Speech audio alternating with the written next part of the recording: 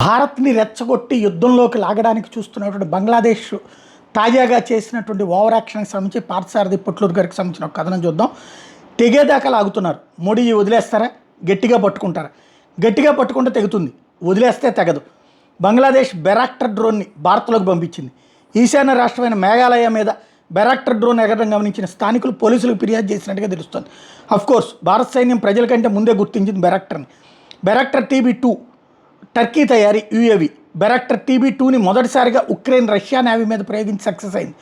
బెరాక్టర్ TB2 drone మేఘాలయలోని Cherrapunji Shella ప్రాంతాల మీదకి ఎగిరినట్టు ఇండియన్ ఎయిర్ ఫోర్స్ రాడార్ గుర్తించింది. బెరాక్టర్ TB2 ట్రాన్స్పాండర్ కోడ్ TB2R1071గా IAF రాడార్ గుర్తించింది. వారం క్రితం వెస్ట్ బెంగాల్, దక్షిణ త్రిపుర, పశ్చిమ మిజోరాంలో కూడా ఇదే రకం డ్రోన్ కనబడినట్లు IAF రాడార్ గుర్తించింది. బంగ్లాదేశ్లోని తేజ్గావ్ ఎయిర్ బేస్ నుండి వీటిని ఆపరేట్ చేస్తున్నట్టు IAF గుర్తించింది. బెరాక్టర్ TB2 UAV మరీ ఎత్తులో కాకుండా మధ్యస్థంగా ఉండే ఎత్తులో 18 గంటల పాటు ఏకదాటిగా ఎగురుతూ హై డెఫినేషన్ వీడియో తీయగలరు. అలాగే రాత్రిపూట థర్మల్ ఇమేజింగ్ కెమెరాను ఉపయోగించి వీడియో ఫోటోలు తీయగలరు. అవసరమైతే టార్గెట్ మీదకి PGM ప్రెసిషన్ గైడెడ్ మ్యూనిషన్ బాంబులు ప్రయోగించగలదు. భారత్ బంగ్లాదేశ్ సరిహద్దు 4096 కిలోమీటర్ల పొడవున బెరాక్టర్ UAVని ఆపరేట్ చేస్తున్నట్టుగా IAF గుర్తించింది. గత నెలలో భారత విదేశాంగ శాఖ సెక్రటరీ విక్రమ్ మిశ్రీ బంగ్లాదేశ్ పర్యటన ముగించుకుని భారత్ రాగానే బంగ్లాదేశ్ బెరాక్టర్ TB2ని సరిహద్దు దగ్గర మోహరించినట్టుగా తెలుస్తోంది.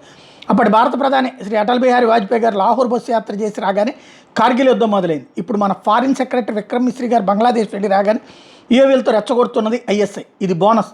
నేపాల్లో ఉన్నది 4% ముస్లిం జనాభా. బ్రహ్మస్థాన్ అనే పేరును తీసేసి మదర్సా నగర్గా అని పేరు పెట్టారు దౌర్జన్యంగా. 2020లో నేపాల్లోని గోపాల్గంజ్ ప్రాంతంలో అనూహ్యంగా ముస్లిం జనాభా పెరుగుతున్న విషయం మీద నేను పోస్ట్ పెట్టా. అందుకే ఏ దేశంలో ఏం జరుగుతుందో తెలుసుకోవాలని. స్థానిక వార్తలు ఎటు మన మీడియా పక్షపాతం లేకుండా చూపించదు, కానీ మన దృష్టి ఎప్పుడు పనికిరాని వాటి మీదనే ఉంటుంది. బంగ్లాదేశ్ మీద సర్జికల్ స్ట్రైక్ తప్పేట్టుగాలేదు, కానీ ఏ విషయం బయటికి చెప్పరు, నిశ్శబ్దంగా చేస్తారు, తర్వాత తెలుస్తుంది. అయితే ముందు బెరాక్టర్తో బంగ్లాదేశ్ దాడి చేయాల్సి ఉంటుంది.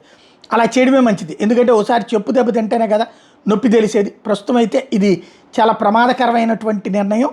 వీళ్ళు చేస్తున్నటువంటిది రెచ్చగొట్టుడు చర్య అని చెప్పడంలో ఎలాంటి అతిశయోక్తి లేదు. అది గనక కంట్రోల్ అంటే ఇప్పుడు ప్రాబ్లం వల్ల ఏంటంటే వాళ్ళు యుద్ధానికి కవ్విస్తున్నారు.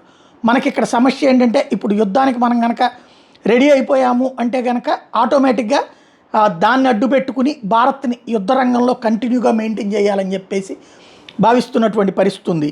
కాబట్టి ఇక్కడ కర్ర విరక్కుండా పాము సావకుండా ఎలాగ వ్యవహరించాలన్నటువంటి దాని చుట్టూతానే ఉంది. ఇదనమాట బెరాక్టర్ UAV అంటే. ఇలాంటి దాన్ని బేస్ చేసుకుని ప్రస్తుతం మన మీద కుట్ర చేస్తున్నది పాకిస్తాన్ ISI నుండి.